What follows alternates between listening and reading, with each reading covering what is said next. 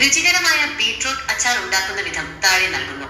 ആവശ്യമുള്ള സാധനങ്ങൾ: beetroot 1/2 kilo, ഇഞ്ചി ചെറിയ കഷ്ണം, വെളുത്തുള്ളി 5 മുതൽ 6 വരെ അല്ലി, പച്ചമുളക് 2 മുതൽ 3 വരെ എണ്ണം, കടുക് 1 ടീസ്പൂൺ, ഉലുവ 1/2 ടീസ്പൂൺ, കായം 1/4 ടീസ്പൂൺ, മുളക് പൊടി 2 ടീസ്പൂൺ, മഞ്ഞൾപ്പൊടി 1/4 ടീസ്പൂൺ, വിനാഗിരി 2 ടേബിൾ സ്പൂൺ, എണ്ണ ആവശ്യത്തിന്, ഉപ്പ് ആവശ്യത്തിന്, കറിവേപ്പില ആവശ്യത്തിന്. തയ്യാറാക്കുന്ന വിധം: 1. ബീട്രൂട്ട് നന്നായി കഴുകി തൊലി കളഞ്ഞ് ചെറിയ കഷ്ണങ്ങളാക്കുക. 2. ഇഞ്ചി, വെളുത്തുള്ളി, പച്ചമുളക് എന്നിവ ചെറുതായി അരിയുക. 3.